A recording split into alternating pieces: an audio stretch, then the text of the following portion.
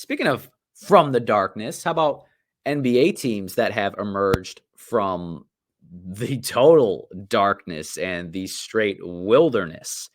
So there are, let's see, 4 teams that I want to talk about. Start with the Thunder.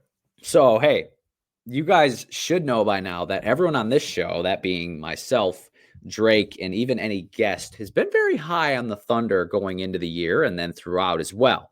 They are 50-22. So that's like, KD era type of record for them. And they're still such a young team. But they have not made the playoffs since Chris Paul was there. So that was the bubble, if you don't remember. No playoff series wins since Kevin Durant. Kevin Durant. That is insane. But since then, their rise is mostly due to masterful trades. First of which is, being okay with trading Russ, for instance. Hard move, but it was the right move. Second of which was trading Paul George because you got a haul. That actually should be first. What you got for him, you got SGA in that trade, plus pretty much all the picks that the Clippers had left. And getting SGA is a massive reason for your success too. But really, it's some crucial hits in the draft. Chet Holmgren is, by all accounts, a hit.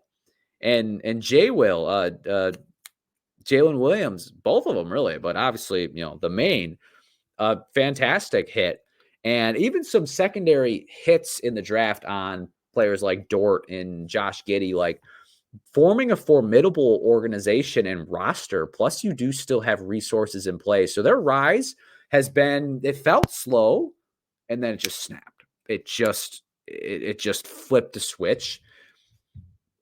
Their future is consistent contention in the NBA.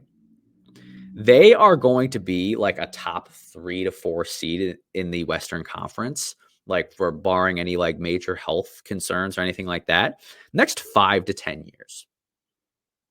As long as they can keep their core guys and continue making the right moves, which clearly looks like they are, they're going to be in a really, really good spot. So the Thunder have been dark, but their future is quite bright. Now, right with the exact same record, the Minnesota Timberwolves, 50-22. Now, their history is dark. No playoff series wins since 2003-2004 season. That was Kevin Garnett. Kevin Garnett 5 years before he got a ring in Boston, by the way. Only three playoff appearances since that last series victory. Whoa. So how'd they turn it around? Oh, yeah, they were so bad for so long. They had the number 1 pick. Yeah, they did. Karl-Anthony Towns did nothing to that organization. Nothing. And he's a quality player. Anthony Edwards is really the driving force on that organization, on the T-Wolves, as to what is causing this shift in that organization. That's where it starts. And then it's a couple trades that have turned out to be masterful. A couple of key additions in Mike Conley, who steadies the ship and steps up when he needs to, and is one of my favorite point guards of all time from the grit and grind Grizzlies. And Rudy Gobert, which was a trade that all of us, myself included, mocked as ridiculous because of the price. And he's a good player, but wasn't worth what they paid. And he's probably still isn't, but those trades have had an impact on their team. And then Jaden McDaniels is a dog as well.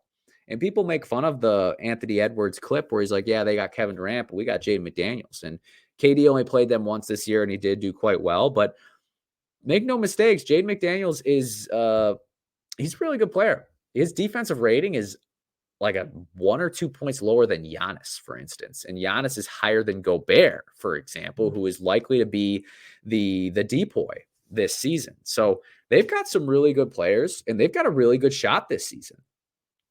However, their best shot is kind of this short window right now because, some of those main guys are not part of their long-term future. I do think, obviously, Edwards is, and they're going to do everything in their power to keep him there forever. And I think Jade McDaniels is part of their future as well. Cat, I could see being a potential trade casualty in future seasons to get more assets.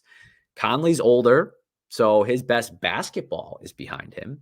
And Rudy Gobert is even a little bit getting to be up in age as well. So I think his best basketball might be behind him too. So it's not like it's their only shot, but I think they have a great shot right now. And then they will need to recalibrate after this year. They'll probably run it back one more time based on contracts that are up. They're pretty okay this year. So this year and next year is really going to be like that first window. And then it'll be, all right, what can we pivot to? And we'll see if they can do that. We will see. Any blind squirrel can find a nut and draft a franchise-altering player, but not everyone can capitalize on it and actually translate that into a championship.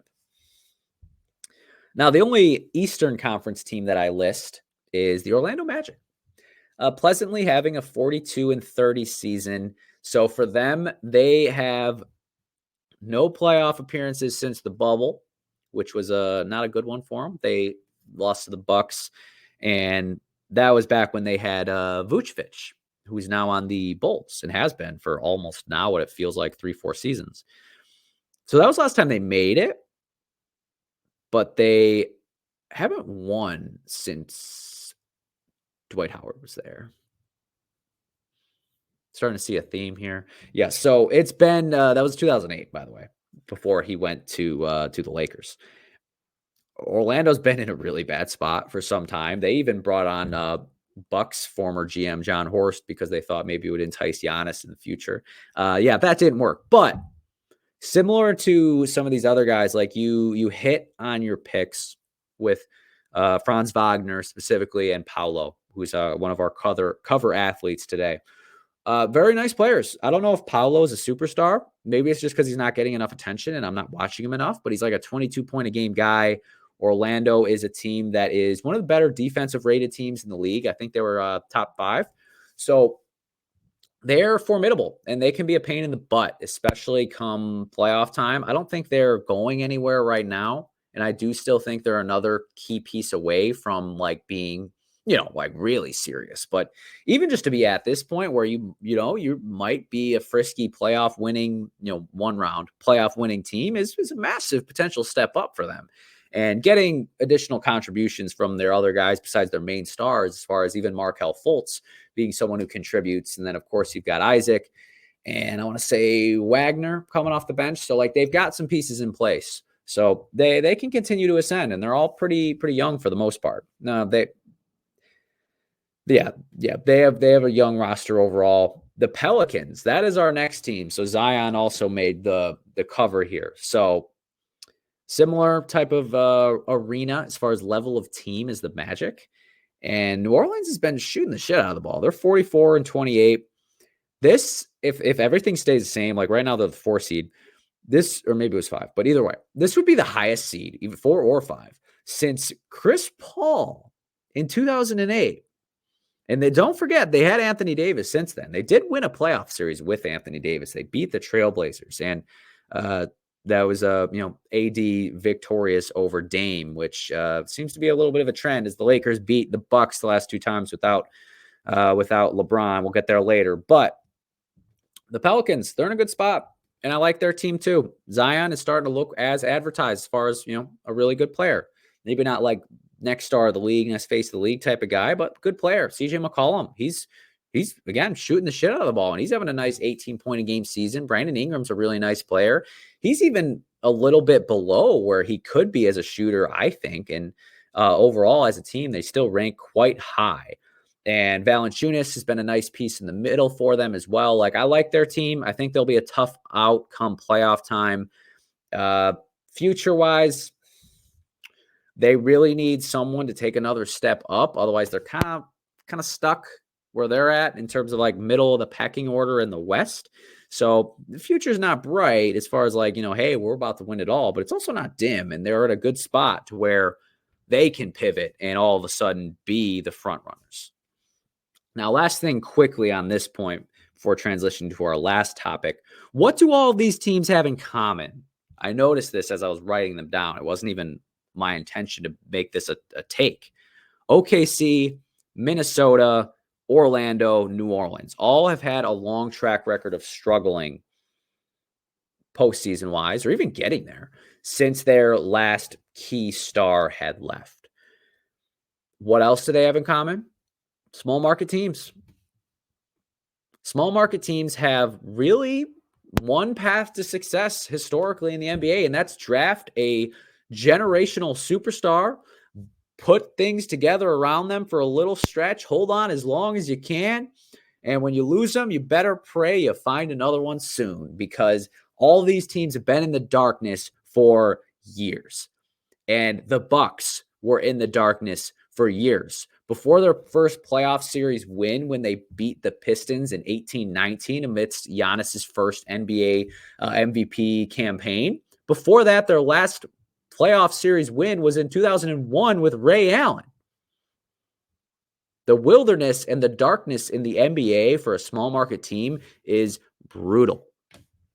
Brutal. I lived it, and I will live it again. I am very aware that the Bucks have not just all their chips in today, but they borrowed chips from that guy, and everything's out in front right now to capitalize on the Giannis era, which you should do. You should do, because look at some of these other teams, for example. While they had limited success with their previous superstar, none of them cashed in. OKC had Kevin Durant, Russell Westbrook, James Harden, did not cash in. They didn't. They got there once, never got back, done, disbanded, it's over.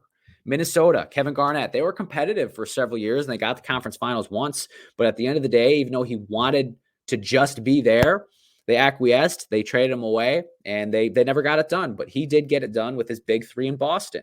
Orlando, with Dwight, you did get to the finals, which was even in and of itself a big win. You beat LeBron in the playoffs that year and the Cavs, but you didn't win the title, and you didn't capitalize, and you let him lose. You lost him. You let him leave. In New Orleans, it's multiple times. Chris Paul, first and foremost. They were competitive, but they couldn't get it done. Anthony Davis, they were okay, but they couldn't get it done. And now you've got Zion. Like, you have to capitalize on it. You don't get, oftentimes at least, you don't always hit on these. So that's the quick take there as far as like small marketness in the NBA. I'm not an anti-small market guy. It's a reality, an unfortunate one.